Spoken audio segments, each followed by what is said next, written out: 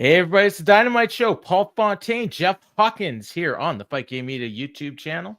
Also, to those listening on Thursday morning on the Fight Game Media free audio feed, we want to thank you all for joining us as well. John, who is normally in the chat, may not be today because he's heading off for his birthday weekend in Las Vegas. So, John, if you listen later, we wish you well. Have a great time. Don't drink all that moonshine on the first night. Don't drink it on the road. What is he doing? Smokey and the Bandit meets Cannonball Run? I got a case in my car and I'm taking it with. Well, he's going from Memphis, so I hope he's flying. He has a case of moonshine. He has to drive that with him. Okay. You can't bring that on the plane. Yeah, you're right. Exactly. Oh, yeah. This is Run, Bandit, Run. Slightly older reference than Al Bundy. Yes. God. We had people in our Discord that didn't get that reference because Al Bundy? Oh my God. Lo and behold, the show was canceled before they were born. So yeah. We're too old to be doing this, Paul. Just end the show now. I know. It was a fun week leading into today. AEW announced, and I don't know if Preet Paul still listens, but we had a bit of an argument because AEW announced a residency in Chicago. And it's 3 Dynamites and 3 collisions. So Jeff, and the dates I can't remember. July is it 11th to 31st or something. Okay, but I want to ask you something, Jeff. Okay, yes. 11th. Okay, so it's 3 Dynamites and 3 collisions. So how long would you say that residency is? 3 Dynamites and 3 collisions. 3 weeks. Yes, right. 3 weeks of AEW television. And they had previously announced another residency of a similar length in Philadelphia, right? At the ECW Arena. Correct. Same thing. I think that one's 7 shows. It's 3 Dynamites, 3 collisions, and an ROH pay-per-view. Right. How long is that? 3 weeks. Right. So how long is that altogether? 6 weeks. Okay. So Preet says if you take hold on. So far the math has been fairly easy on this. I'm here for that. I think so. But if you take the date of the first Dynamite that they're taping and the date of the last collision that they're taping, they're only 15 days apart. So he claims that's really only just over a 2-week residency because they're doing a Thursday collision and then it's the same thing on the other one. Which is just baffling. Like, what? It's 6 weeks of TV that they're going to be taping. And the key to this is, and I don't know if you noticed the dates, and you asked me the dates, and I should have known because this was the first thing I noticed. It's immediately after All In. So they're going to go from 25,000 people, I'm assuming, 20 to 25 probably, in that stadium. And then they're going to go to this small building in Chicago, the same building for 6 weeks. For 3 weeks. And it's going to be weird, I think. Yeah, I would just assume do like 2 tapings, marathon, do it like that, but that's me. Well, I mean, they get more money this way, and theoretically, I mean, I heard it's a really nice building. Lady B, who listens to this show, has been in that building, and she says really nice. It should look really good on TV. They should have no problem selling it out because it's pretty small. Okay, so, that's my only concern is wearing out your welcome a little bit. Well, yeah, I mean, 6 shows in a row is hard to sell even in a small building. I mean, they had a good crowd, and they were in Chicago tonight. They had a good crowd. They're not the Eagles or anything.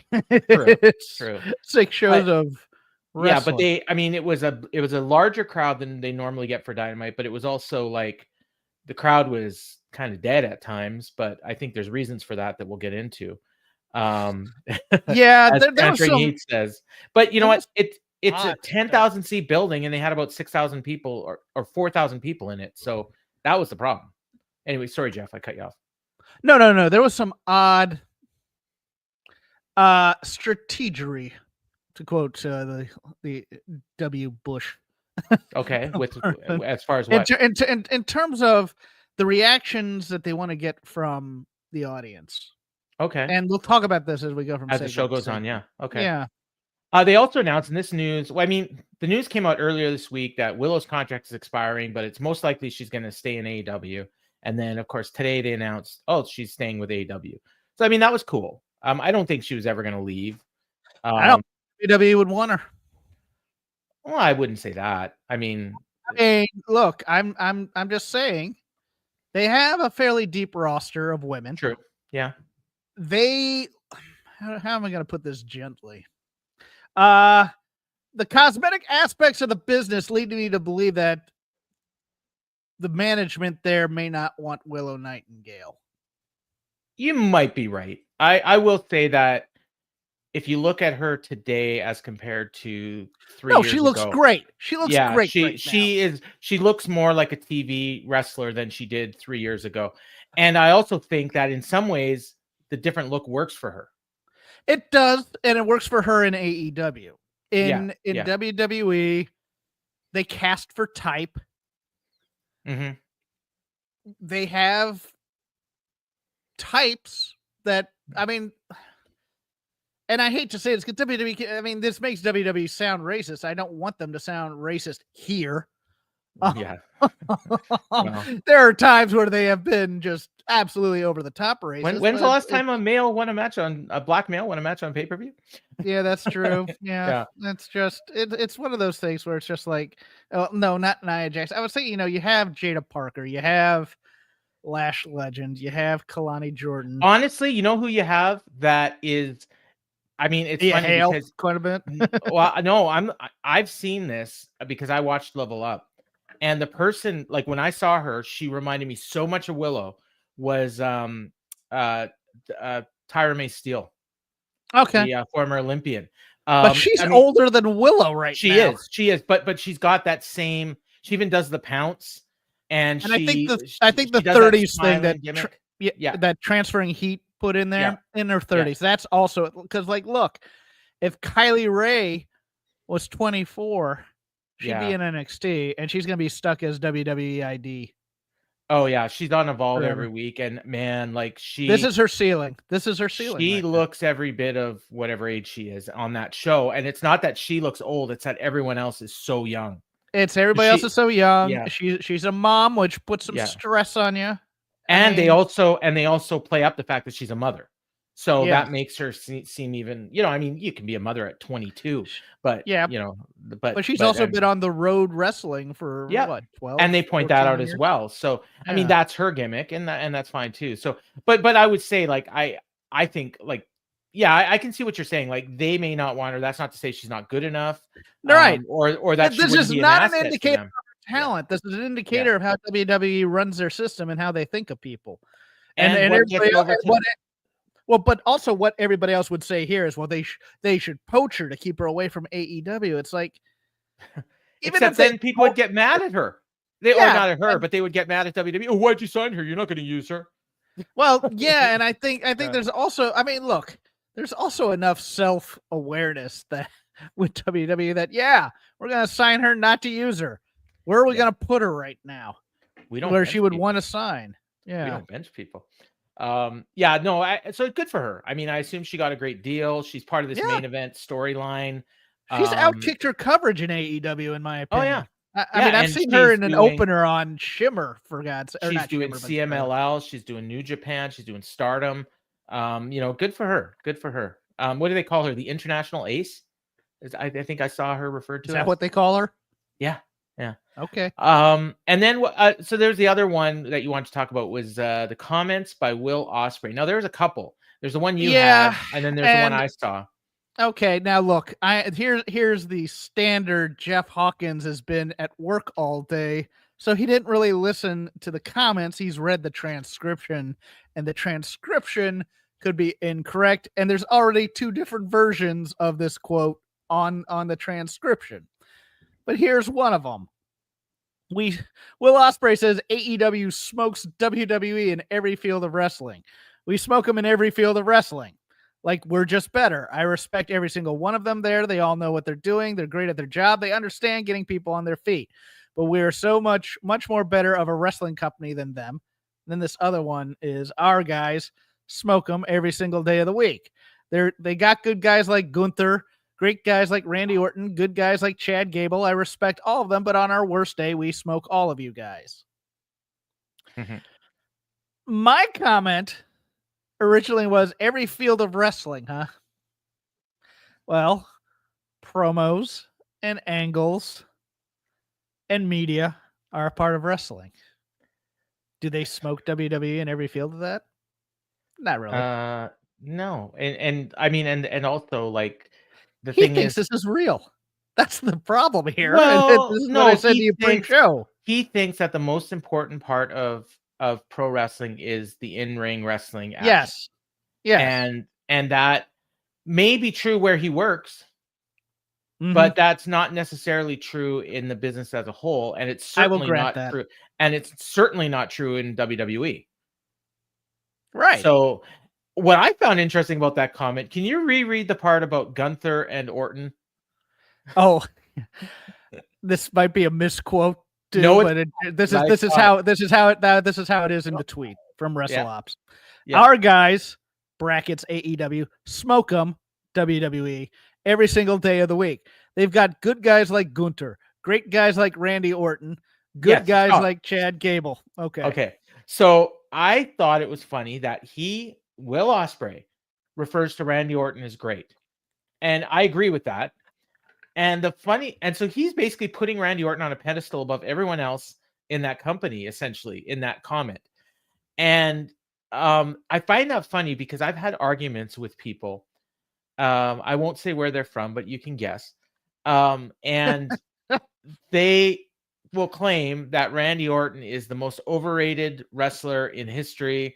He's terrible. He's nowhere near a Hall of Famer, blah, blah, blah, blah, blah. Meanwhile, 15 years ago, Larry Matisek put him in his 50 greatest wrestlers of all time. That was 15 years ago. He's better now than he was then. I have a theory on this though, Paul. Okay. If you'll indulge me. Okay. And it's like any other art form kind of a thing. It's not just Yeah. a wrestling thing. Comedy, I've done this too.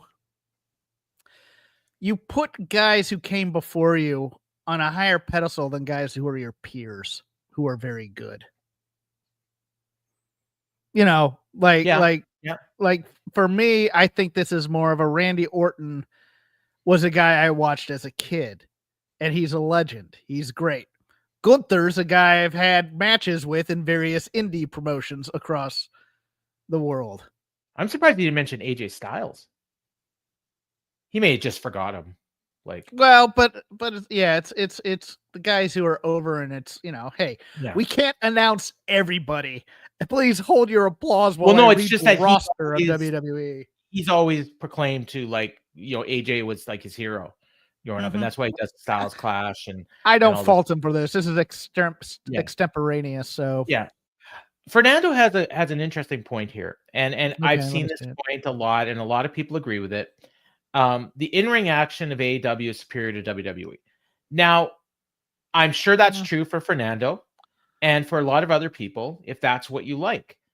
I will say that depending on what kind of wrestling you're looking for, you may think the WWE action is superior, because you may watch AEW and think none of this makes any sense. These moves, nothing resonates. It's too fast.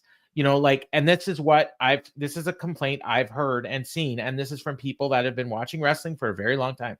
What hit me, I want to point this out. They've done these party matches over the last couple weeks, months, really. I mean, really 5 years. But there was one, I think it was last week, where AR Fox was in it. I can't remember who else was in the match, but AR Fox was part of it. Bailey was in it as well. And there were two guys that were in the ring, and they were doing whatever they were doing. And the camera was focused on them.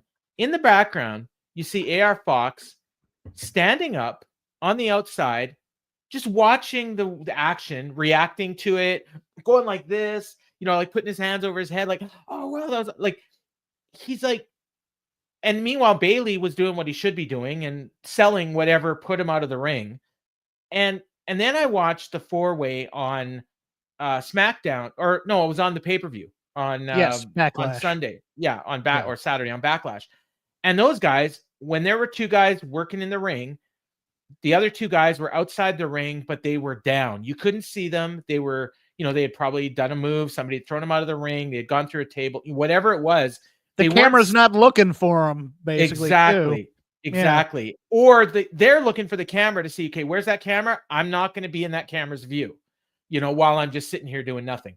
Obviously, guys are sitting around doing nothing during these 4-ways. That's just a standard thing, but they shouldn't be on camera. So my point of all of this is, when I was looking at that, I would be like, okay, I like this 4-way better than I like the 4-way on, I think it was Collision. It might've been Dynamite, because of this reason.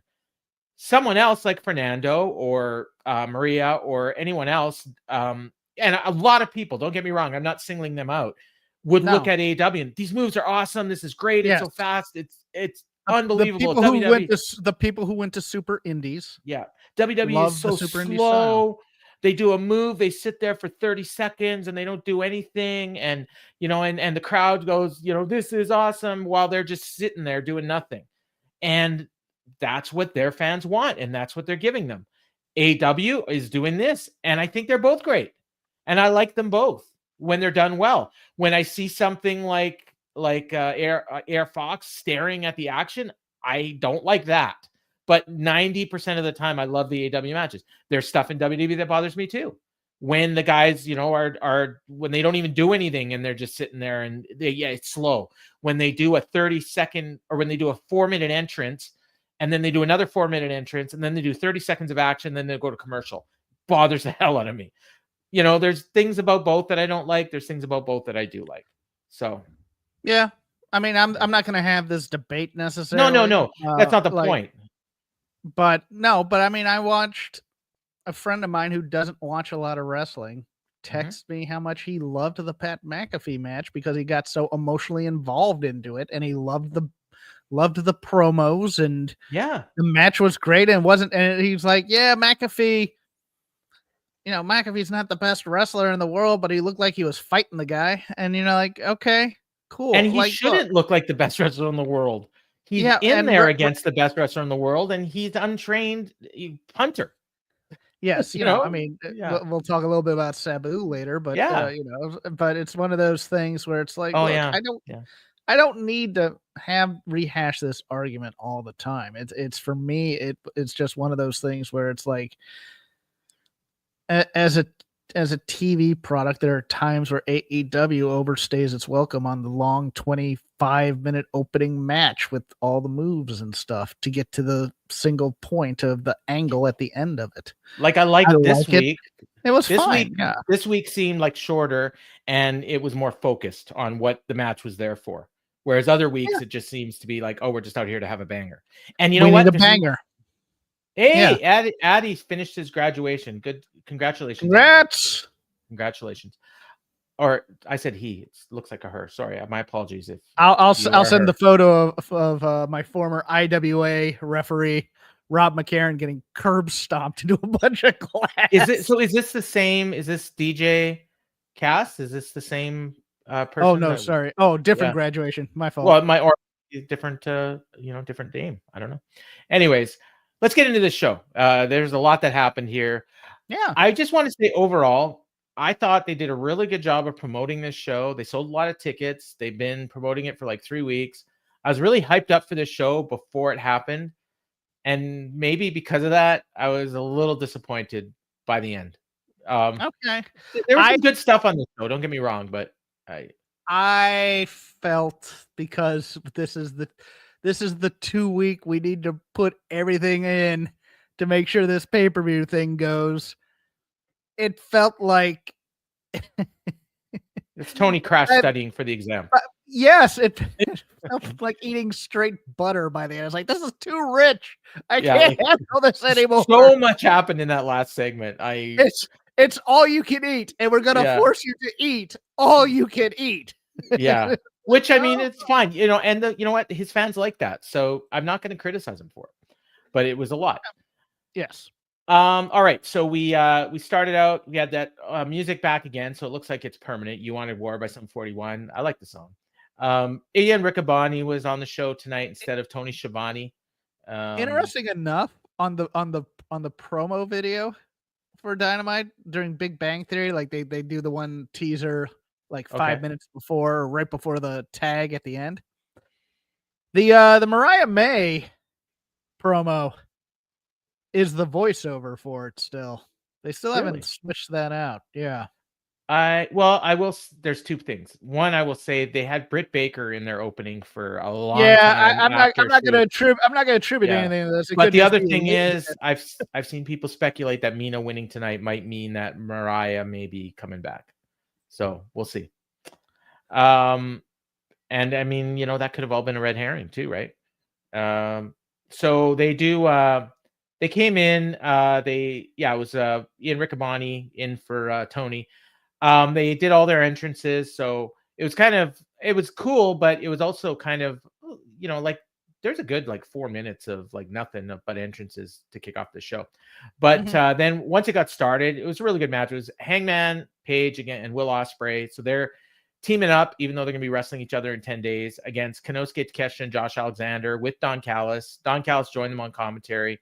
There's a lot of jokes at the beginning. Too many. Riccaboni and Taz both thinking it's open mic night at the Chuckle Hut. No, I mean, one is fine. Two is too many. I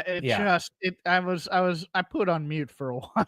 Yeah, even Callis he doesn't normally do that stuff, and he was he says, "Oh, maybe I'll get my tongue pierced." Pay attention to the product. I come out here whenever my guys are out here, and then Taz is like, "Oh, you've been doing this for 5 years," and he says, "Oh, maybe I should get a graduation card." It was kind of weird, but the Riccaboni pointed something out which I didn't know, and this is the job of the commentator, so good on him. That the only loss he's had all year was a tag team loss against Cal's family, so that's pretty cool. So they've been building him up really well. So the match was the match.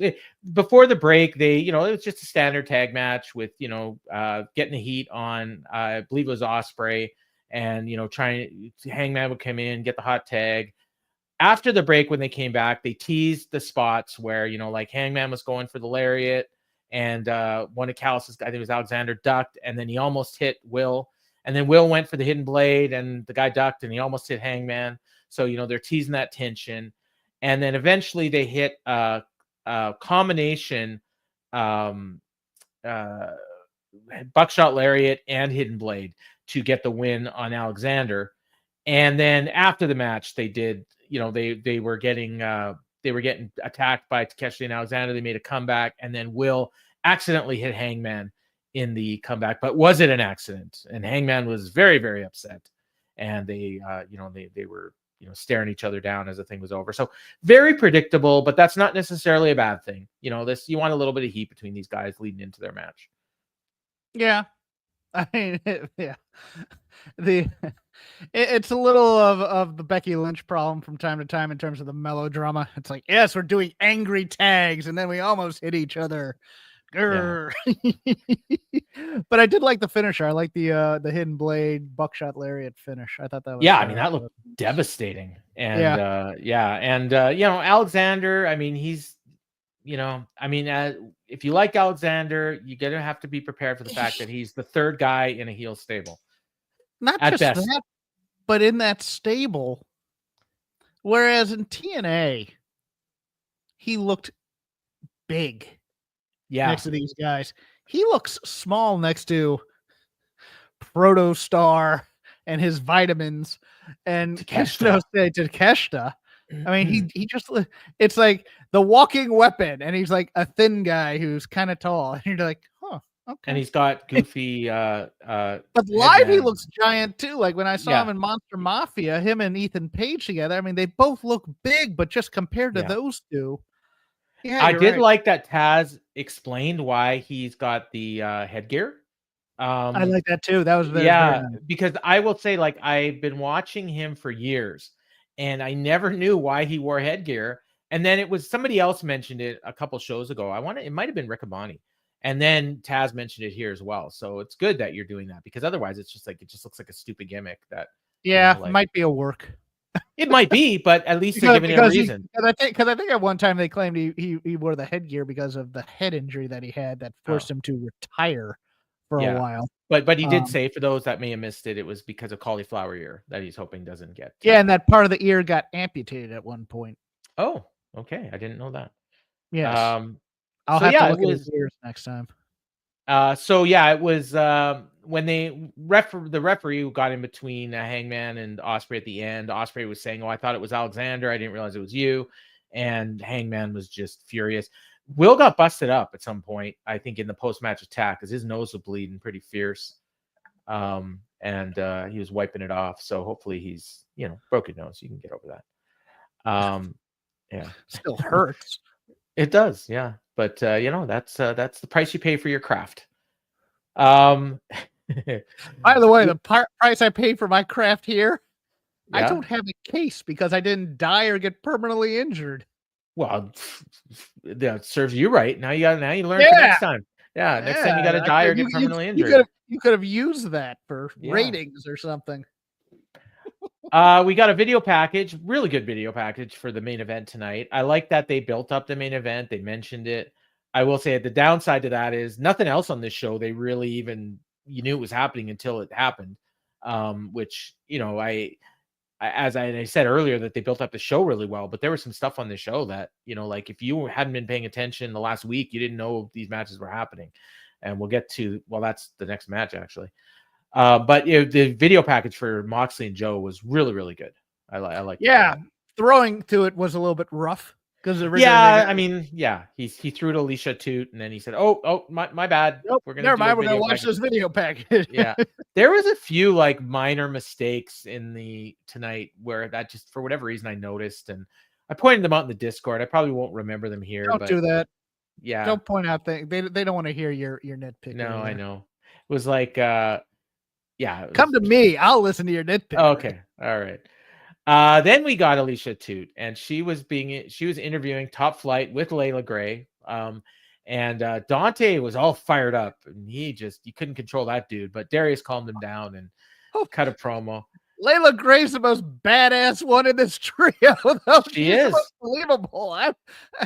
She scares me. I'm just like, ah. But their whole thing was like they wanted a match with the Hurt Syndicate. Meanwhile, they just lost to the Crew twice. Yes. And now they're getting a match with the Hurt Syndicate. So it's like why did I even bother watching those matches with Crew? But I agree. And we'll get to why that was even less more pointless later on. Yes. Oh yeah, well, and then in the middle of this promo, Dustin Rhodes and Sammy Guevara show up. Sammy Guevara, who has not been on Dynamite in months. He was on Collision last week, on the live Collision, but not a lot of people watched that. Sammy Guevara is wearing a suit from a 1979 prom. He looked like Dustin's young nephew that just happened to show up to be at the show with him. I'm having my 13th birthday today, everybody. Hand to the guilds. Yeah. And they're gonna watch the match later tonight. So they're setting their sights playing on with like a swing band or something by next week. I mean, I will never complain about Dustin Rhodes on my TV, but it was really weird that Sammy was just there and barely acknowledged. I should point out baby blue suit, just smiling. Man, those 4 pillars have fallen. Who are the pillars? Dude. Darby's on a mountain. Jungle Boy's MIA. Sammy's an extra in Top Flight promos, and MJF is a geek in the Hurt Syndicate. I haven't seen pillars this week since Samson. Deep cut. So next match, humor, everybody, come on. Next match. Now, if you didn't watch Collision, which again is most people, you would have no idea why this match happened. I did watch Collision, and now I'm wondering why this match happened. Ricochet versus Zack Gowen. Yes. So if you missed Collision, Ricochet had a match at the beginning of the show. I can't remember who it was. It doesn't matter. He beat him. Zack Gowen was at ringside. Ricochet taunted him in front of his kids, made fun of the fact that he can wrestle and his daddy can't. Got him to come in the ring, beat him up, stole his leg, and left him laying. And then later in the night, they announced, they're going to have a match on Dynamite. I hated this. I absolutely hated it. Well, Zack Gowen was local to Detroit. Mm-hmm. And Montez Ford lives rent-free in Ricochet's head. Oh. And Montez Ford used an artificial leg in that ladder match for the tag team. Right. So but they didn't do it for heat. That's my No. issue. Like No. this was totally just the cheapest of cheap heat. A little. There's this weird thing among people, I think Tony's age, and their thing is that Zach Gowen got a raw deal by the WWE. Ugh. They do. Gowen They got think that. paychecks for 6 months. He should be happy. Yes, because but the story surrounding that is Yeah. that Vince, there were 2 one-legged wrestlers and they signed the wrong one, and so he's never gotten his due. Sidebar, and the chat Okay. can chime in with this if they want. Who Yes. had a more legendary WWE career? Okay, I'm using that term firmly in quotes, legendary. But I mean, which career was more legendary? If you had to say one was legendary over the other, Zach Gowen or David Otunga? Oh, Gowen, he got when Brock Lesnar destroyed him. That was a moment. Fuck.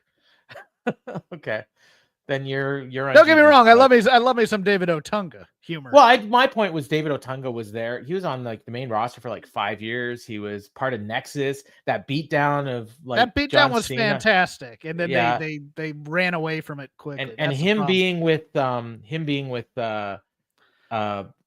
Ace as his with the coffee and everything. No. Look, that was fine, but Zach Gowen got destroyed by Brock Lesnar in one of the greatest squashes that ever exists. Oh, which also things. Okay, everyone's saying Gowen. So you know what, Gigi, you're right.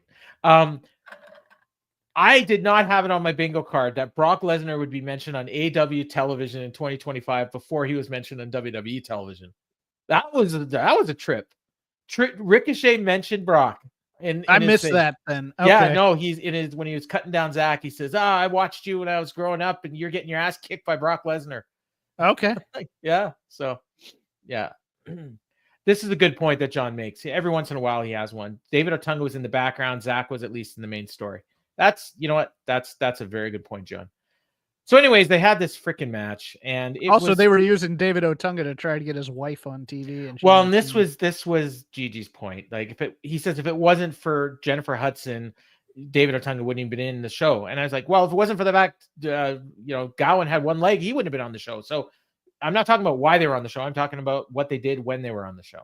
Yeah, so, no, it's still Zack. And this match was fun, I thought. It was a fun match. I mean, it was, but the problem I had with it was too many kickouts. No, I mean, that's fine. It was, the problem is we don't have any investment in Zach Gowen. True. Most people have no idea who he is.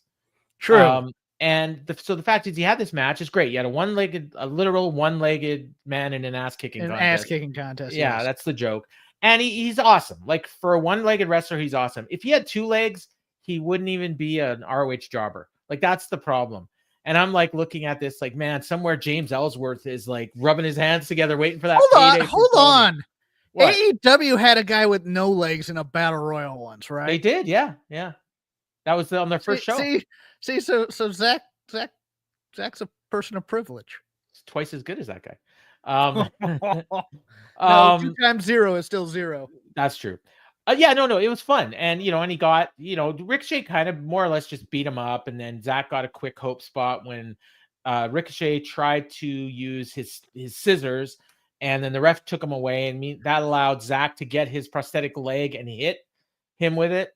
And then he got a great near fall off of that. And then Ricochet just beat him. Like he hit him with the spirit gun and just beat him. And then that was it. Match was over. Yes. The whole point is that Ricochet is a better wrestler than Zach Gowen. Yeah. I did enjoy Ricochet saving his own life by throwing the leg out of the way so he wouldn't land on it. That was fun. Yeah, I think this is one of those Tony in a different day and a different time. You'd be with us and be a work rate guy kind of a thing from him. Yeah. It obviously meant a lot to Zack. Yeah, and because maybe because his kid was there. Yeah, and I'm sure he got a nice payday. Yeah. So yeah, I was fine with this. And then he gets beat up after the match, and Mark Briscoe makes the save. So I was wondering, like, okay, what's the point of this? Like, who's gonna make the save for the baby? And it was just like just like your standard. He came down and chased him away, and that was it. Like there was nothing special. The very least they could have done was on Collision. Maybe you had Mark Briscoe he was there as Mark Briscoe's guest. Like he brought Zach Gowen. He introduced himself to his kid. He's like, you got kids, I got kids. Put him in the ring. And then there would be that investment, that attachment. And then it means more when Mark Briscoe comes out and makes the save. Like these are the little details. And this goes back to what Will Ospreay talked about. This is what if WWE did this angle, they would give you the backstory a little bit. They would, they'd have had a video package, or they would have had 2 weeks of build at least before this. You would have had Zack attached to somebody on the roster. But Zach Gowen would turn on Mark Briscoe the next week. Probably losing. And it'd be stupid on their own right. Yeah. Or I mean, I would like it if like they have their match, Ricochet and Briscoe, and then the logical finish would be that Zack would show up and hit Ricochet with his leg, and that would lead to the finish. That would be poetic justice in my mind. Yeah. I didn't like the scissor spot with Rick Knox. I think you DQ a guy bringing in scissors as opposed to no, I'm going to take those stabby instruments away. That is a trope we're getting nowadays, where the heel goes to get the foreign object because he knows the ref is going to take the foreign object from him, and that allows him to get another foreign object to do it, or it allows the baby face to get a foreign object and use it against the heel. I've been seeing this in both companies. It's happening a lot. Let's make referees competent again and just have them wait until they use the object and then DQ them. Exactly. Or as soon as they bring it in, like if you show up with a gun, that's true. That's it. You're done. Yeah. So Renee Paquette is there, and she's got MJF, and she was her cheeky best. And I don't mean that's nothing to do with her looks or anything. I'm just talking about her attitude, because she was that. Okay. I just wanted to make sure that people didn't think I was, saying something about her attire. So yeah, she was just, she was snarky as hell with MJF. And MJF, it's funny because he was almost acting like a babyface in this promo. He talked about you know who MJF was in this promo? The Miz. He's Joe Pesci in Goodfellas when they tell him he's a made man. Oh yeah. Yeah. Okay. Yeah. And he's in the suit and he's smiling. Hey, I'm gonna be made today. All right. Yeah. Yeah. So he talks about, 406 days. He was the greatest wrestler on God's green earth. AEW roster stacked from top to bottom. So we're better now than we've ever been. But it means a lot more to be all elite now. So he's like just doing the company man promo. And he says, if I want to be part of the Hurt business, we're going to be an unstoppable four-headed dragon with Montel, Shelton, and even Bob. And me becoming the AEW champion won't be a possibility. It'll be a probability. And he's all just gloating. And then Renee asks him, well, what do you think will happen if they say no? And then MJF's look just changed. And he's like, oh, fuck. and then immediately MVP shows up with the Hurt Syndicate. And he's not acting very accepting. Like his demeanor has completely changed. And this was Tony Soprano telling Chris, we got to go have a talk. Let's get on the boat. How do we not have these fantastic thumbs down T-shirts 2 weeks ago? Oh, the same reason we don't have mini Monet dolls, because exactly. Yes. Where's the marketing department in this friggin' company? There's another field. Where they're not smoked. Then that's a big part of professional wrestling. This T-shirt is magnificent. It really is. Yeah. Yeah, and Bobby just knows what he's doing because he's had a lot of arm wrestling contests. Bobby looks like he got away with killing a man and is out here just the biggest grin on his face. Like he was let go on a technicality, and he just can't wait. These dudes are making great money to show up every week and stand there and look good. And let my MVP do the talking for them. I mean, let Will Ospreay do his 4-star bangers. We're coming out here to cut a promo, listen to chants, and go to the back again and throw our thumbs up or down. Get paid. That's wrestling. Get paid. Yeah. Yes. And so they leave, and Bobby slaps MJF on the shoulder, and Renee just has the biggest grin on her face and looks at Max like, you're dead, you fucker, and walks away. She was awesome here. Her eyes and her face just said it all. No, and this is perfect too, because this is like when you were a kid and Like, I remember this. They're like in Scouts. This happened to be like, you're gonna be really scared having to do the purple. I think it was called the Purple Penguin, where we're gonna put a blindfold on you. We're gonna stand you over a cliff or whatever, and it's like a little 2-foot jump or something like that. And they shove you off type thing. This is the kind of psychological games that they're. Oh, I never did it because I just panicked.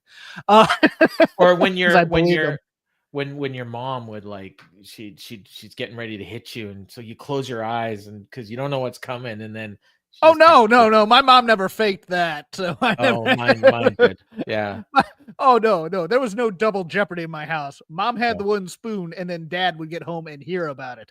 So, well, the thing is, if you sold that wooden spoon, you were getting the strap. It's hard to sell a wooden spoon with my mom. No, but if you tried to, Dad was not having any of that. We're talking about kids getting beat up here. Let's move on. Hurt Syndicate against Top Flight. This went about as well for Top Flight as you could expect. They just got murdered. Same as they did last week. These poor guys, I don't know if their contract is coming up or what, but go home, gain 75 pounds each. Yeah. They need to they should be updating their resumes. So this was just basically a squash. Not basically, it was a squash. They beat I guess Dante got destroyed by a spear by Lashley, and then they put on the hurt lock. Benjamin hit Darius with a super kick. Dante passed out. That was that. That brings out Lashley refused to release a submission, and who should make the save but the aforementioned Dustin Rhodes and Sammy Guevara. They show up. They made the save with their microphone. No, they didn't hit Bobby with the microphone. They talked. And Top Flight magically disappeared. They just vanished from the screen like they weren't even there to begin with. Yeah, and Dustin did everything here. Sammy was looking for his prom date or whatever. Dustin was like, hey, you want to pick on someone? Why don't you pick on someone your own size? So he further buries Top Flight. And then MVP says, I got all the respect in the world for you and your dad. So I'm not going to have my guys beat you and put you in a pool of blood. So what do you want? And then Rhodes says, well, isn't it obvious? Look at these belts around our waist. And I'm like, no, it's not really obvious. Are you offering to put up your belts against them? That's what I thought. I thought maybe he's offering them a shot at the ROH belts, but no. And then who should come out but Crew? And they did not get much of a reaction. This was the second least reaction on the show, and we'll get into the least reaction later. They come out, and Action Andretti just cuts this promo. I don't even know what he said. The fans are chanting, "Shut the fuck up!" And Leo's great because he just says, "Hey, Chicago, how you doing?" and they kind of liked him, I think. And he reminds Bobby of their history together. Says they want a title shot. Dustin Rhodes tells them, "Don't cut the line." Meanwhile, like, these guys are winning matches. You just showed up from ROH. You haven't had a match on TV in years. Sammy's been vanished. And apparently Crew is cutting the line. So the end of all this is MVP proposes, hey, you guys take your little fight to Collision where no one will watch. Whoever wins, they get us at the pay-per-view. And he didn't say the no one will watch part. And I love me some Leo Rush, but he needs to be cutting checks that ass can't cash right there with Lashley. You big dumb goof, you know. Was your thing? He should be building it up to the point where we want to see the Hurt Syndicate. Well, they were calling Dustin Gramps, so that was the heat there. But I don't think they're winning. I don't care about Dustin beat. Oh, I think Dustin and Sammy are winning. Exactly. So that's the thing. So the match they're building is Dustin and Sammy against the Hurt Business, which is ridiculous because we've been teasing the Hurt Syndicate as baby faces. Maria, you're correct. I'm sorry. People do watch Collision, just not as many people. Yeah, I watched Collision. I enjoy Collision. I watched it this week. I liked it a lot, but it's one of those things where it's like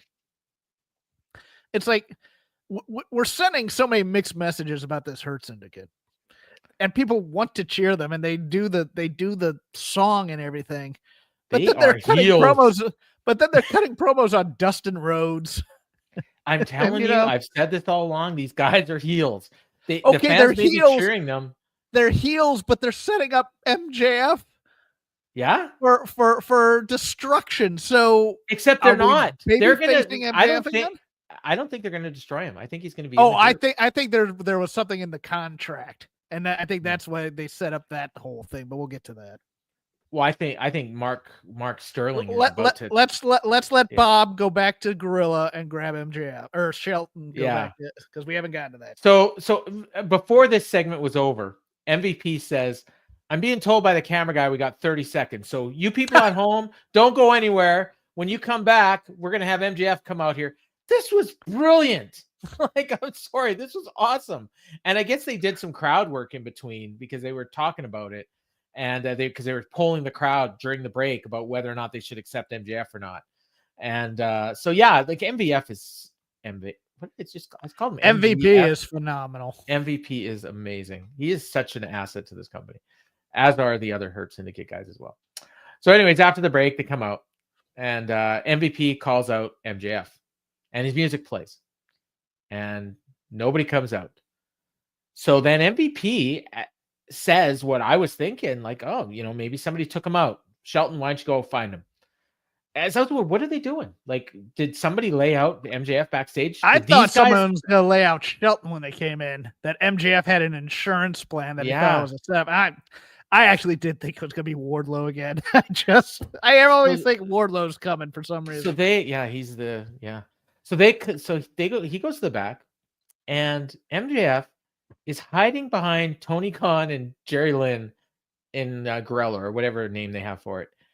And Tony's corpsing, and Jerry Lynn is just trying to do his job. And I don't exactly know what the point of this was. Did I miss something? Like, what? Why didn't he just come out? Like, was he hiding? Because he thought he was going to get beat up. So did he think Tony was going to protect him? Yes. Okay. Tony doesn't want any fighting. At AEW. Okay, yeah, especially back near Gorilla, where he's been attacked before. So immediately, that's true. So immediately, MJF is like, "Hey, I was just gonna try to find you, Shelton. Let's go. And then he's like, "Let's get out there. I was just gonna propose that. Let's go." So he's all buddy. I was hoping for the lamest line in history that they do. Every first year improv person does this during a scene. It's like, "Oh, found my contact lens." I'm seeing a lot of this. People think Cedric Alexander is going to appear next week during the contract signing. I don't like that. I mean, there's reasons I don't like it. I'm also not sure he would want to work for them after how his wife was let go. I also just don't think he's an asset to the company. I think Leo Rush is a better asset to the Hurt Syndicate than Cedric. MJF is a better asset to the Hurt Syndicate. I agree, and they're gonna play out this string. I think that he's gonna join, and Mark Sterling is gonna point out some sort of technicality in the contract. MJF is gonna MVP is going to order MJF to hurt Mark Sterling. That's what I think is gonna happen, and then he's gonna pile drive him or something. And or there's a clause in there that if MJF wins a singles title of any kind, Bobby Lashley gets the first shot at it. There you go. That's a good one. Yeah. So So anyways, we're a little ahead of ourselves because they bring out MJF. Go ahead. Sorry. So Montel asked for the vote, which is kind of weird because he already said that they had made their decision, but they do the vote. MVP puts his thumb up right away. Shelton teases it a little bit, but puts his thumb up pretty much right away. MJF's all happy. And then, in an Academy Award-winning performance, Bobby Lashley, graduate of the Al Pacino School of Chewing Scenery here, with the performance that Meryl Streep would be proud of. Yeah. Takes 20 minutes. It was more like 30 seconds, but it felt like let his thumb just go every single angle. Like if he could have turned it around like that would have been. If you've ever seen a pro wrestling arm wrestling contest, that's what this was with Bobby's thumb. It was this was Barbarian versus Billy Graham. And he teased it, and he went up, and then he went down. And then Stallone changes his hat to backwards, and all of a sudden, and then eventually, and MJF is thrilled. Oh, Yeah, and Jonathan points Jonathan's out, thing. This is yeah, great. Shelton was behind MJF in the shot, so MJF couldn't see him, but everyone in the arena could see it, and the announcers even pointed it out that he was setting up to do the super kick. If Bobby put his thumb down, MJF's head was getting kicked clean off. Okay, So, but here's the problem with that, and that's yeah, here's the thing is that Montel before the vote says we've all discussed it and we know how we're voting. So right. to me, I think MJF should have seen Shelton and start panicking a little. Wait, what?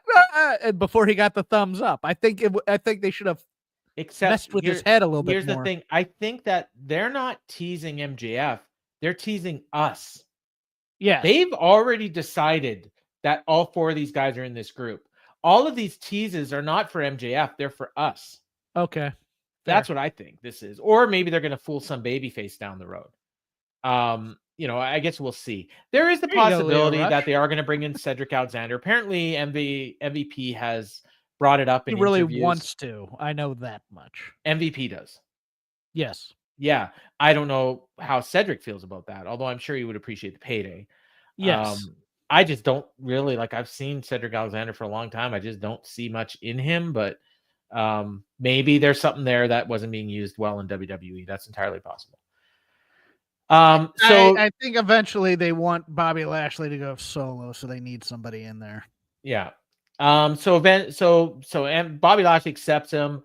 MVP jumps into his arms. Lashley just shoves him off. What are you doing? Yeah. Throws so him. MJF just starts cheerleading. We hurt people. We hurt people. And MVP says next week on Dynamite, we're going to have an official contract signing. And MJF hugs everyone. MVP raises his hands. And Excalibur said that he wasn't this happy when he won the AEW World title. True. So, yeah. Now, okay, after the contract signing, you need to back off the bit a little bit. Yes, absolutely. And you need MJF to be a full-fledged member of the Hurt Syndicate and all in and serious so that we, the fans, can get suckered in a little bit. That's what this needs for me. They need to hurt some baby faces and make it clear that they're heels. And, so stop doing these entertaining skits before they get old. You know what I mean? If we're going don't brochacho this. Yes. Yeah. And they haven't done that yet. So they haven't had a bad segment yet. Nothing. Last week was the closest thing to a bad segment, and it wasn't even that bad. But with MJF destroying Top Flight and all that, I saw some people didn't like that segment. Now let me pitch this, because this might sound ridiculous to some people. The baby faces lose Anarchy in the Arena, and the Hurt Syndicate are the saviors of the day. How do they save the day? They come in, they beat up the Death Riders. You could do that all. Yeah, you could have and then Lashley and or MJF could be the next challenger for the world title. I mean, if we're gonna tease them as the babyface faction that hurts people, you do that. Yeah. Although I think that they're better off as heels, personally, but I don't disagree there. They have to be against the right baby faces. That's all. Yeah, that could be the Ops.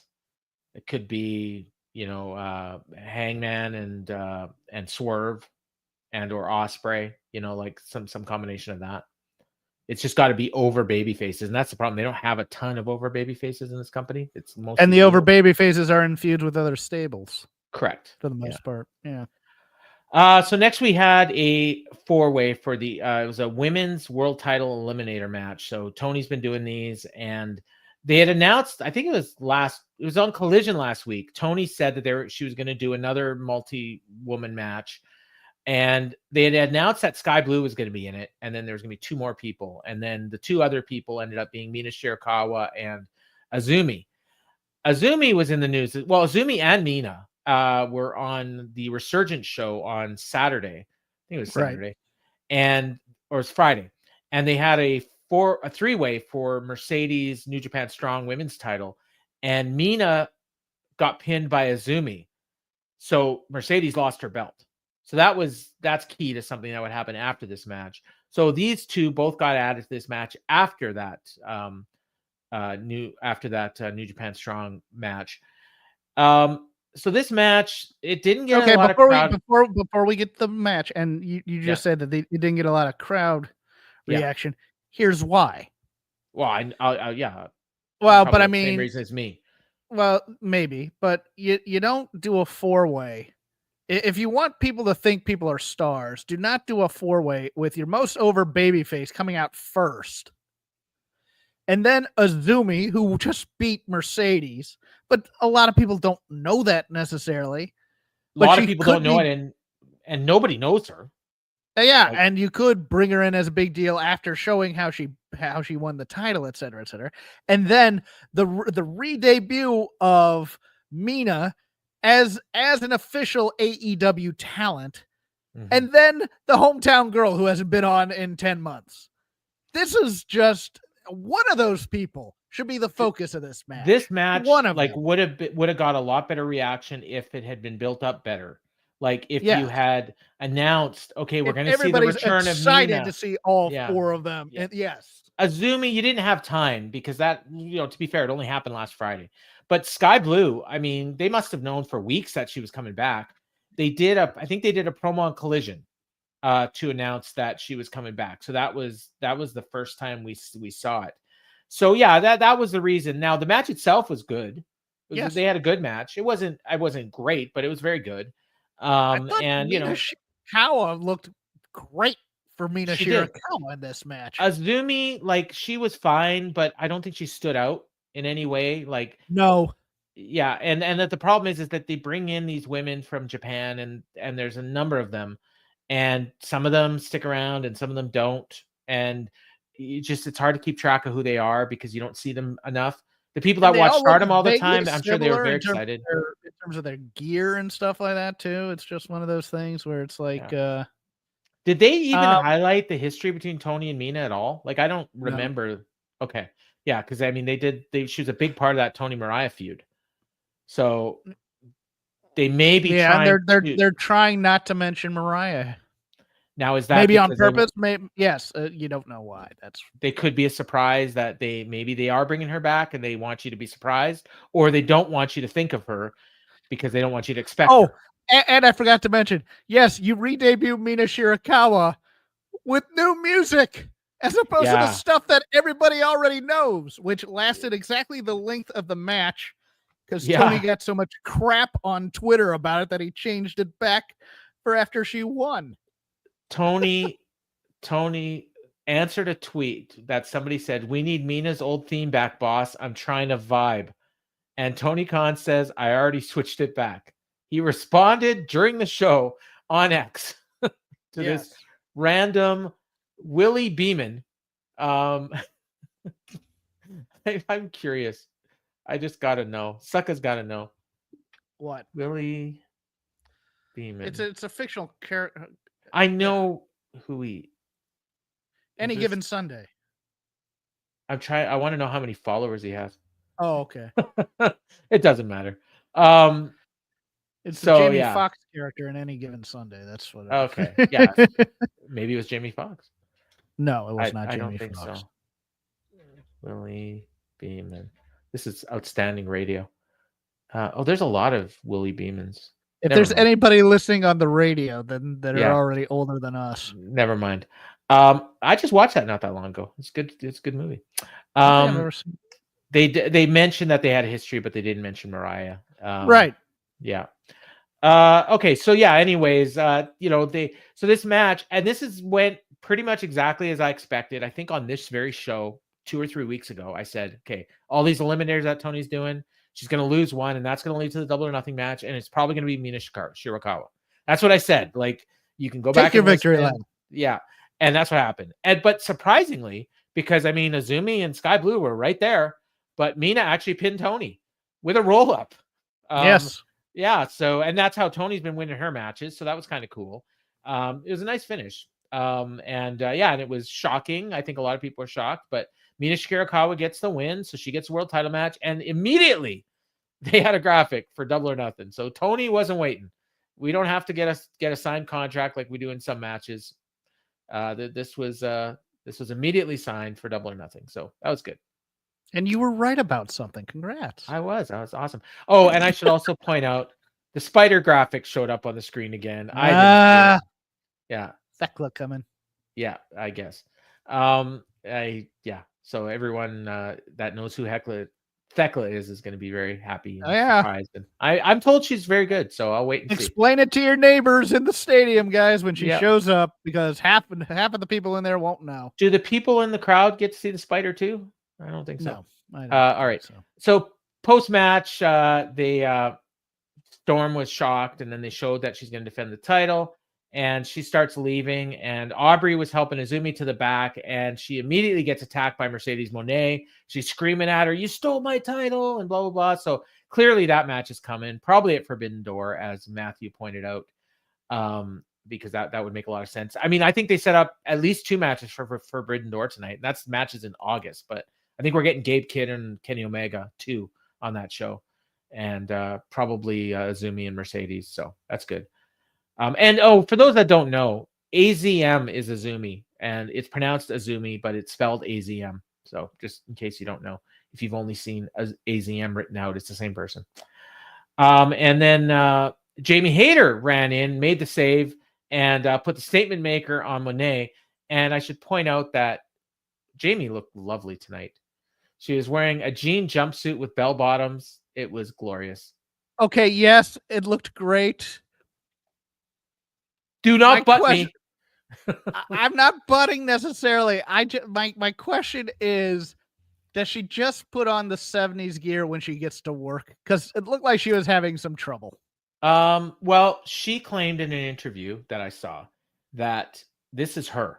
This is her favorite band is The Doors. She loves 70s style. And this is what she's always wanted to be, and now she's finally getting to do it. The UK is 50 years behind us, so yeah. Joey Tribbiani is the biggest star in the world, right? Matt LeBlanc, the Canadian tuxedo. Yes. Maybe she borrowed it from Renee and just didn't fit. No, look, I told you, I like this look on Jamie. Yeah, no, she looked great tonight. It wasn't the Scooby-Doo thing. It was, she still looks like one of Jack Tripper's girlfriends on Three's Company, but that is that's very, very true. Yes. Yeah. And so then we go to the announcers, and they talked about Sabu, and we'll talk about Sabu for a little bit too. So he passed away on the weekend, and I will say I didn't watch Backlash live, so I was avoiding social media because I didn't want to get anything spoiled. And at some point on Sunday, we had our Discord, and apparently the Power Bombshells talked about Sabu, and they got a big spike in viewers. And so Garrett mentioned, you guys got a lot of people watching. Why do you think that was? And he's, we talked about Sabu. That might have something to do with it. We talked about Sabu passing, and I was like, I had no idea. Like, so when I heard this in our chat, like, I had no idea because I'd been off social media. So I was shocked, because I watched that match that he had in GCW, and oh my God, that match was awful. But there was some controversy with Joey Janelle, but that's not what we're going to talk about. So they had a nice little tribute here. Excalibur just talked about him, mentioning his legacy. The whole time they were playing his music in the arena, which was a really nice touch. So obviously Tony probably had to pay for that. And he gives it over to Taz, and Taz was, he's obviously Sabu's former partner and foe. And he talked about him, and he was very emotional, got a little choked up. WWE did a tribute as well, and it's funny because Michael Cole mentioned his good friend Taz that teamed with Sabu. Taz did not mention Michael Cole here, nor should he have. But it was a very nice little tribute, and then it was like it hit me that they had advertised that they're going to be doing a tribute for Mongo on this show, but then later on they said it was going to be on Collision. So maybe I just misunderstood. I thought it was here. So now they changed it later to Collision, like about. Well, I think the thing is they never said it was Dynamite. I think they said it was next Wednesday in Chicago, and they're taping Collision as we speak. Okay. So this was just people misunderstanding because of how they promoted it. Matt points out he thinks Mariah takes the money and doesn't go to WWE. So yeah, I mean that is possibility. Yeah, I'm not putting that past anyone. I mean, it may have even been that they may have just put that out there so that when she chooses AEW, it looks like a win. I mean, and WWE does the same thing. They did it with Kevin Owens. So it's not AEW, it's all PR. You know what? If we see Mariah, I'll be happy. I'll just be happy to see her again. I don't care which company it's in. So, but yeah, this was. You got off Sabu real quick. I haven't had a chance to speak on it yet. Go ahead. Okay. Go ahead. You talk about Sabu. I'm not going to say much about Sabu just because I didn't get to see a lot of him live or like, as it was happening. So I seen a lot of it after. I obviously saw the whole WWE run. I saw the later part of the ECW run, but a lot of the early stuff was just a little bit out of my wheelhouse. Certainly his indie stuff I didn't see. Well, John Muse poo-pooed me a bit, but John Muse is from Michigan, so he got to see a lot of this. But I was part of that early phenomenon where Eastern Championship Wrestling becomes ECW on the internet, and was a regular reader lurker on Rec Sport Pro Wrestling in 93, 94, when the mutants, as they call them, and Dave Scherer being a big part of that, were going to the ECW arena, and they'd come back with their reports, and it would all, a lot of them would be about just what a big deal this guy Sabu was. And, after the match, he moonsaulted through a table, and it was wild, kind of a thing. And he and Public Enemy, Public Enemy was the other one coming out of that, became these, and for the time, what would be called viral sensations. 911 a little bit too. 911 a bit, because he was just a big deal and stuff like that, and they were really part of that hype that helped then bring other eyeballs for the Malenkos and Jerichos and Benoits and the good technical wrestlers that were in ECW. It's not that those guys weren't over or whatnot, but they were the freak show aspect of the ECW at the time. And you CompuServe and Prodigy and these other boards. AOL hadn't quite gotten internet access yet, but the AOL boards were a part of this too. And you just be hearing about this.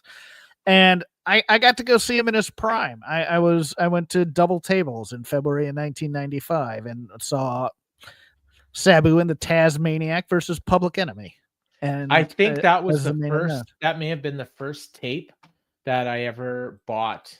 That I ever sent someone money to send back to me, and it was that one.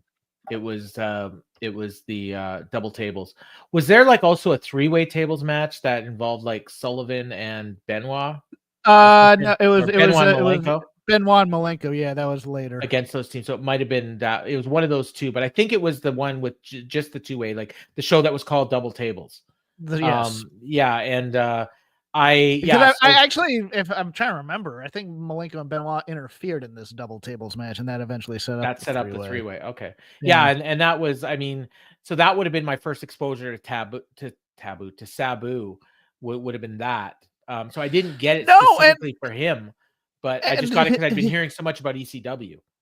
The showmanship with the Sabu gimmick, coming straight after, Silence of the Lambs, and they put him on the gurney, and he was Paulie Dangerously's killer for a while.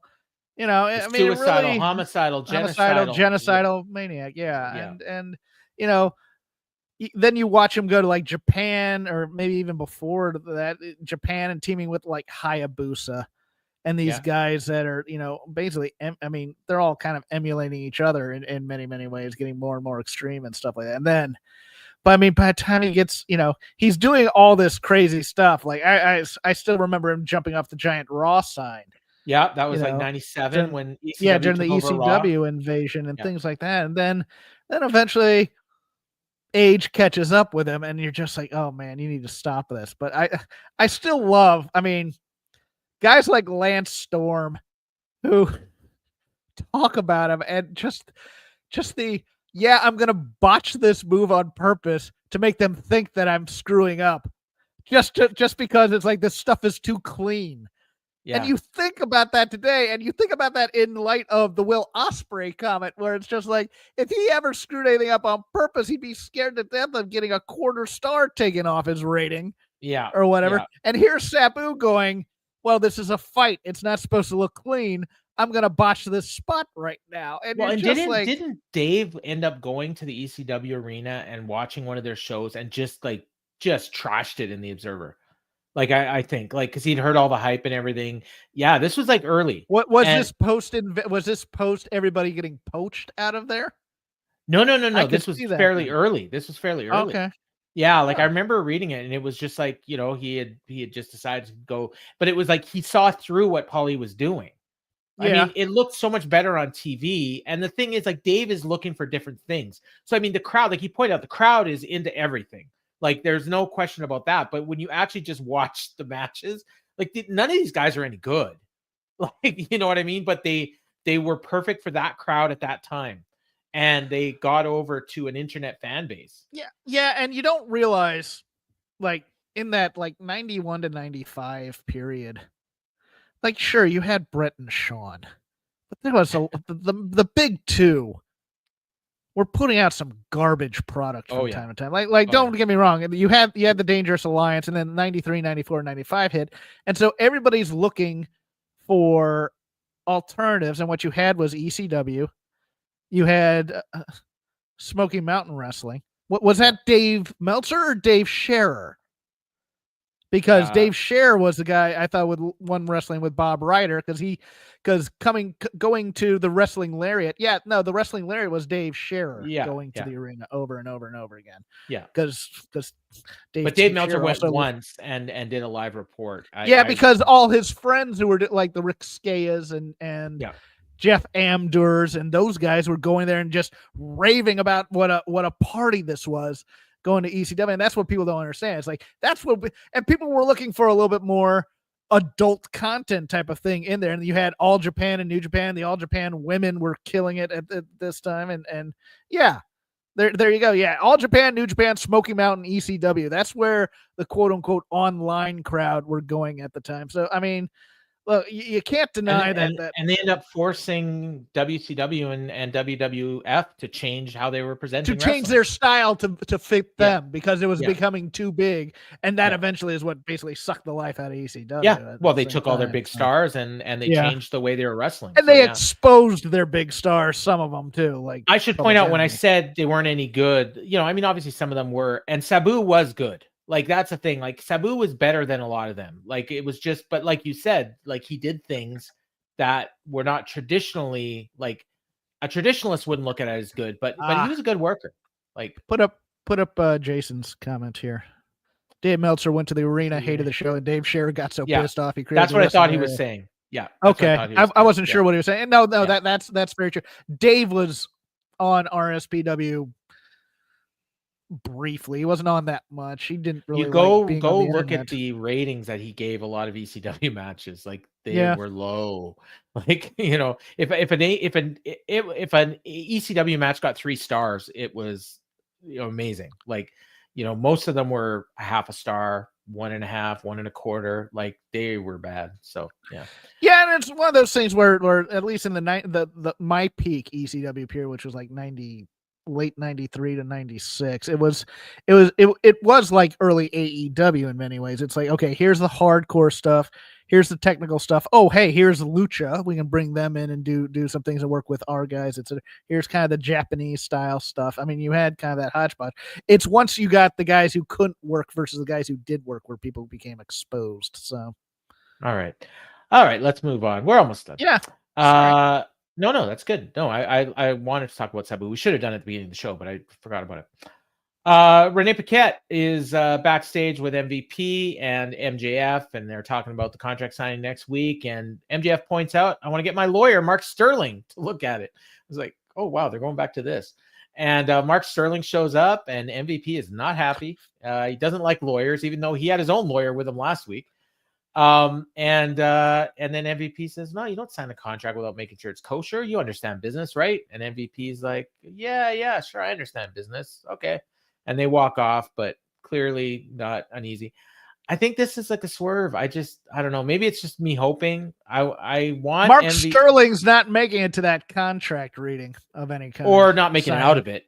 Like, he might make it to the reading, but he is not going to escape. He's stretcher. I think they not just destroy Sterling. I think they tell MJF to destroy Sterling. Did you say that's what I think too? Yeah. It's okay, like he points out some technicality, and then MVP says, "Deal with this." like, and so he's going to have to put out his own lawyer, and maybe he'll be reluctant. I don't want to get sued, and whatever. Don't worry about it. We hurt people.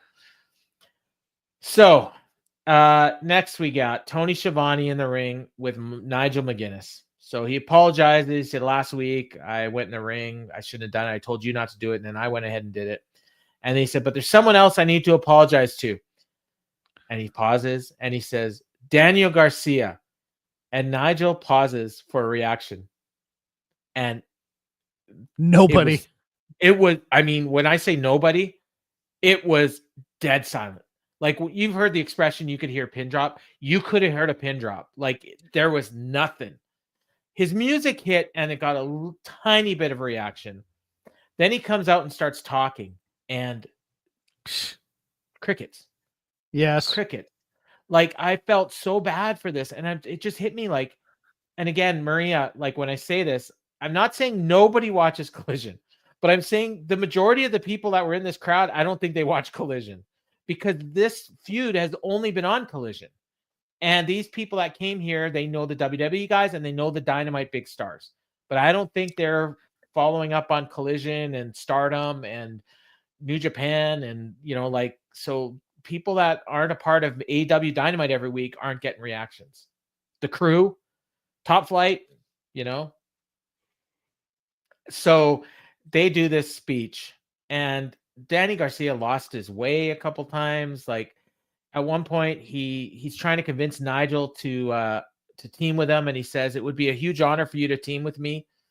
I think he meant it would be a huge honor for me if you teamed with me. Then Stokely interrupts, and Stokely comes out, and keep this in mind, says, I want you to wrestle so that FTR can lay their hands on you, and they don't have to worry about getting attacked or suspended, because it'll be a legal match. And Nigel, he doesn't want to wrestle. And he tells Danny Garcia, these guys are 10-time world champions. I'm an announcer. We've barely even had a conversation, let alone teamed. We'll get killed. So he's kind of doing the McAfee thing, except he's being a coward. Whereas McAfee like, yeah, let's go. And Nigel's like, no. So eventually, FTR Nigel's smart. him. Yeah. Oh, and I should also point out that he called Nigel the Al Bundy of AEW and crickets. Nobody because that was like 40 years ago. And I don't think most of these people were watching Married with Children, which hurts us. But I love this segment though. It's so pure. Look, Stokely's not doing a lot of jokes. He gets the one joke in there and he backs off of it. Nigel basically saying, yeah, we'd get our ass beat. I don't want to wrestle. Well, I don't think these guys even knew Nigel, because he's only on Collision.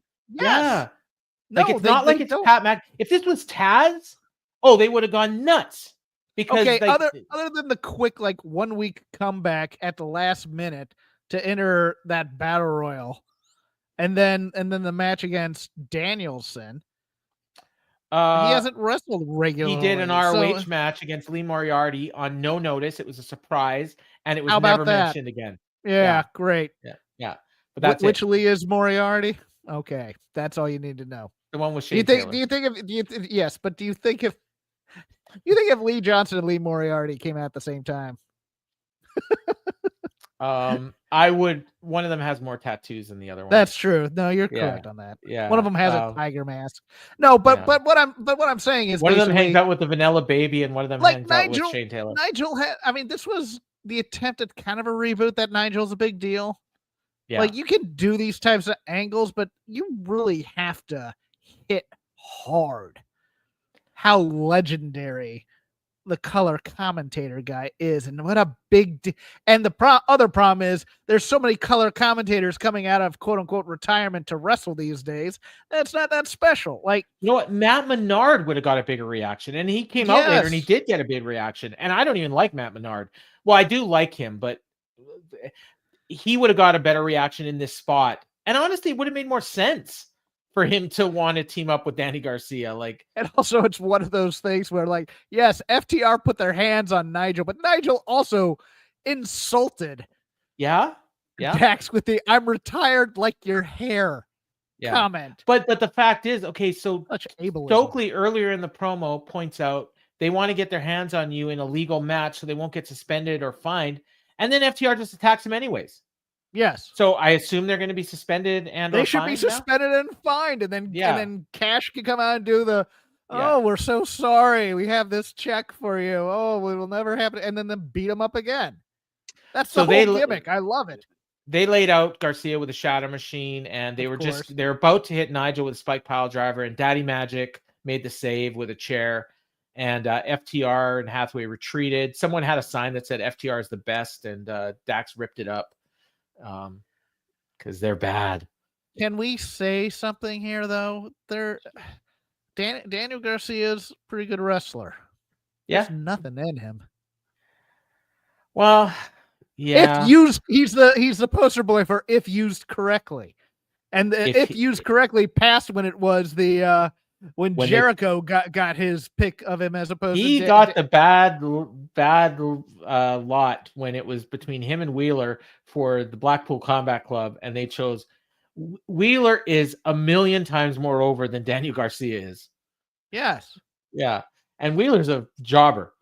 Yeah. But he is way more over. But he's a jobber everyone likes to boo, and he gets wins every once in a while. He's like there's a guy in WWE, he's like he's Dom. He's kind of like Dom in a way. Mm-hmm. Wheeler. Yeah. So Stokely also pointed out that Cash had a separated shoulder. Oh, he made another comment. He says, you got about as much chance of beating us as you have of beating hepatitis. Yeah, which that's a little inside baseball that a little very few people know. Okay, a lot. Yeah, I don't think there were too many people watching that got that reference, but they knew it was a burn. So, that's a Tony Bubble comment. Yeah, so we're getting FTR against Garcia and Nigel at the pay-per-view. It looks like. Boy, I would still love for somehow. Let's say they take out Daniel Garcia next week, and they get Danielson and Nigel to have to team. Oh, that's the money right there. FTR against Danielson and Nigel, yeah. Yes, they could do that at All In. But you'd also need 2 weeks of build for that, and next week's the go home. So. Oh yeah, no, it's not going to happen at Double or Nothing. I don't know that Danielson's coming back. Oh, he's not. It's just one of those things. But that's where the juice is on this feud. Yeah. So then we got our main event, which was a steel cage match for the AEW World Title. It was Jon Moxley against Samoa Joe. So, where do I start? So this match started, and there's about 15 minutes left in the show. So they're having a pretty good wrestling match in the ring. It was just a cage match. Samoa Joe's awesome, and he's chopping him to death, and I loved every moment of it. But I will say, the whole time I'm watching this, and don't get me wrong, I love the match, but I'm watching this match, and at times I thought they were going in slow motion as compared to the opener. And then I remembered that comment that Taz made a couple weeks ago when he said, this isn't a big man's sport anymore. These guys are taking over now. These high flying, or however he put it, because he was pointing out like one of those party matches where it's move, and he says it's not a big man's sport anymore. And here we got two big guys going for the world title in the main event, and it was awesome. And I just remember thinking, but Taz told me it wasn't. So just want to put that out there. That said, I enjoyed the match quite a bit. But so before the commercial, they were just having a match, and it was good. It was back and forth. It was a really good world title match. They go to break, and of course, I skipped through the commercials. I come back. Moxley's bleeding like a stuck pig. Yeah, I didn't see the locker room is at ringside. Yeah, did 20 minutes pass during this commercial break? Like all of a sudden, the world had changed. So Moxley's bleeding like crazy. Now they're having this blood match. And it was awesome. It was still awesome. Moxley's trying to escape the cage. Joe's pulling him out. Moxley gets him in a sleeper hold. Then Joe reversed it. He got him in a sleeper hold. Moxley hit him with the DDT, went for the pin, didn't get it. He gets all mad at the ref. So eventually, Claudio tries to climb up the cage, and Marina is in front of the cage. I think Willow pushed Marina into the cage, which knocks Claudio off of the cage onto both of them. So they're all out. On the other side of the ring, Wheeler Yuta's trying to climb the cage. Powerhouse Hobbs pulls him down. Wheeler looks at Powerhouse Hobbs like he has just seen Freddy. And he runs as fast as a human being can possibly run, leaps over the guardrail. Hobbs is after him. I freaking love this spot so much because he was so scared of Powerhouse Hobbs. It was awesome. While all this is going on, a mysterious hooded figure comes out of the crowd. And I'm looking at this guy and I'm like, is that Josh Alexander? Like, I'm okay. Like, I couldn't. You know who I thought it was? No. I thought it was Preston Vance. Oh, okay. Yeah, I could see that. So you don't know who it is. Through the cage, he hands Moxley the briefcase. I guess he got it from Marina. And then Moxley uses the briefcase, lays out Samoa Joe, gets the pin. Then they go back to the outside and he takes off his thing. And I'm sure most people still didn't know who it was. I recognized immediately it was Gabe Kidd, who, if you only watch AEW and you don't watch New Japan at all, he's just a guy that has shown up a couple times and had matches on Rampage and Collision and wins. I think he won one, lost one. Maybe he won them both. I don't know. But he didn't particularly stand out in any way at all. I remember one Dynamite where he was in the shot. They never identified him. And the whole time he was there, I was, who the hell is that? The whole time. And I watched New Japan. That said, in the last year, he's upped his stock 1,000%. This is the next guy Tony's going to poach from New Japan. It's like he's basically Stone Cold in like 97. That's his gimmick. And he's pretty good at it. He had a match of the year with Kenny on the Tokyo Dome show. So feels like they're teasing that. But anyways, they just introduced this guy out of nowhere. Just shows up, leads to the finish in the world title match. And that. Before we get into the madness that happened after this match, anything you want to say about the actual match? There was just one thing on commentary that bugged me, and this was during the kind of the preamble of the match. Taz goes, both guys, everywhere they've been, held a lot of titles. It was a big deal type of thing. I looked at the TV. I went, Taz, both are former AEW champions. That should be enough. Yeah. Especially for this company. You could mention the ROH title for Joe. Yeah, but no. But you don't need that. You just say both are former AEW World Heavyweight titles. Yeah. And I think Taz in his heart doesn't think that that's a big enough deal. So he has to mention they held titles in other companies. Well, and this, the other thing is, I mean, this is literally his rematch. This is the first time he's had a shot at this title since he lost it. Yeah. And they didn't mention that. I don't think if they did, I didn't hear it. Now, again, I skipped the entrances, so it's possible I missed it.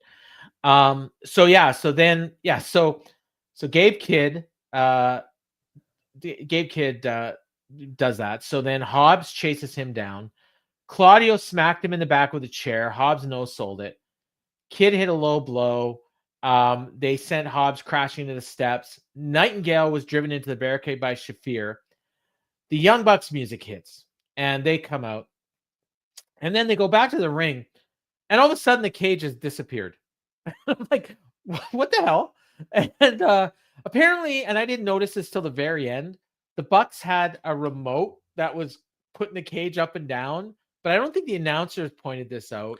And they did when Okada came out and did the international symbol for push the button on the giant thing you're holding. But before that, like, I was just like, this cage just kept appearing and disappearing and reappearing, and I was just like, what am I watching? So they come out, and then they're about to shake hands with Mox, and Kenny Omega's music hit. Oh, and by the way, I should point out, at no point did anyone ever mention that meeting that they had last week in the locker room. We're just supposed to remember it. Yes. But I guess that's when all this was set up. So Omega came out. He laid out Yuta with a V-trigger, sent Castagnoli in the barricade, and then Okada shows up, and he hits Omega in the gut. So they're playing up the diverticulitis. And then Matthews, or at that point, Matthew brought the cage back down. So it's Joe and Omega locked inside with the Death Riders, Kid, and the Young Bucks. Okada didn't make it. Apparently, Speedball showed up at some point, which I didn't see. Yeah. Because the camera didn't missed catch the it. shot. Yeah. Bucks hit Omega with an EVP trigger. Moxley hit a paradigm shift. They choked out Omega. Death Riders put the boots to Joe. And then Swerve Strickland comes out, and he makes the save, except he doesn't run to the ring. He just power walks a little bit. That might even be giving it too much. He just took his dime, climbs up the cage. Go ahead. Does a big dive onto all the heels, takes them all out. And then the cage starts going up again, or Matt's trying to get it up. Like, I don't exactly know. I guess the remote wasn't working anymore. Eventually, the Bucks get away. Death Riders took off too, and then Strickland takes the mic, basically challenges these guys to anarchy in the arena. But there's like 7 heels and 5 baby faces, I think, if you include Willow. So I don't exactly know what this match is going to be, but I thought I had it in my head, but I don't know now. I just assumed it's going to be the Ops and Swerve and there was one other baby face. Oh, maybe like Bailey. I don't know. Against like the Death Riders and the Bucks. Like that would have been the easiest thing to do, but I don't know what they're doing now with Gabe Kidd involved. I'm still trying to get over. Yes, this for those who go AEW, this is wrestling, and they don't like the other company. This is a WWE spot in some ways, because you have 7-on-2 in the cage. Yeah, and as opposed to the entire locker room coming down to try and save them, to clear out the heels, you have one guy who walks down there, climbs to the top of the cage, and jumps off. And then the Bucks are so scared, even though they have the numbers advantage in a cage. They bolt. Oh no, we gotta get out of here. Oh, there's Hobbs, I guess. He's part of the Ops. Wait, okay, so what are you trying to figure out? Because I think it's Hobbs, Omega. Oh yeah, Omega, right? Yeah, Swerve. Hobbs, Omega, Swerve, Joe, Joe, Shibata, and Marina, and Willow. See, I don't think the women are going to be in the match, but I think they're going to be involved in the match. No, I think it's going to be 5-on-5, 4 men, 1 woman on each team. So who are the heels? The Bucks. The Bucks. The Bucks. Moxley. Gabe Kidd and Gabe Kidd and Marina. No, Claudio and Wheeler aren't in this match. Claudio and Wheeler won't be on this match. They'll probably defend the trios title with Pac. They are not the trios champions. Okay, never mind. but they're already cannon fodder. They'll be the ones interfering for heat. Oh, I should point out at some point in this match, Excalibur said that the Ops were the ones that took out Pac, but it was Swerve. Yes. Yeah. So we're gonna have anarchy in the arena. I guess we'll find out the team soon enough. Maybe they're gonna do some sort of mystery. Maybe a go-home show. Well, I mean, there's only one more Dynamite, right? There's a Collision. I just love the soon enough. Maybe next week on the go-home show we'll figure this out. Maybe we'll find out on the pay-per-view. It doesn't matter. It's anarchy in the arena. It's fine. Yeah. It's the Elite against Team AEW. It's gonna be a lot of set pieces. Oh yes, another Team AEW. They haven't used. I should say they haven't used that Team AEW in like a month, so I'm hoping they dropped it. I will say they did announce before the main event. They announced a full card for Collision, complete with like good graphics and everything. Like it was actually. So they have. It's going to be Dustin. Knock me over with a feather. You have Blake Christian and AR Fox on Collision. Oh. Yeah, I missed the Air Fox match. I see it here now. So we've got ROH. We've got Dustin and Sammy against Crew. And the winner gets Hurt Syndicate at the pay-per-view. So they get the right to be killed. Brian Keith and Big Bill against the Gates of Agony. So I'm here for this match. Why didn't that Chicago, in a Chicago street fight? Why didn't the winner of that get a title shot? Because Tony can't cook. Okay. Kyle Fletcher and AR Fox. Speedball Mike Bailey and Blake Christian. So those are going to be like the exact same match. Yes. Anna Jay and Megan Bain, which I think that's going to actually be fun. And tribute to Mongo is going to be on there with an appearance by Ric Flair, which they didn't announce this week. So maybe it's not happening. I don't know. And MJF signs his contract to join the Hurt Syndicate. That's next week on Dynamite, which is the go-home show for the pay-per-view.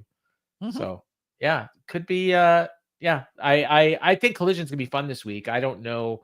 It's in this regular time slot on Saturday at 8 Eastern. So, the weird thing is that they call it the regular time slot, but I don't think it's actually been in the regular time slot for a while. So it's kind of weird, but I'll watch. That looks like a good show. But that was a lot that happened in the last 5 minutes of this show. Like John, when Gabe Kidd showed up, who the fuck is that guy?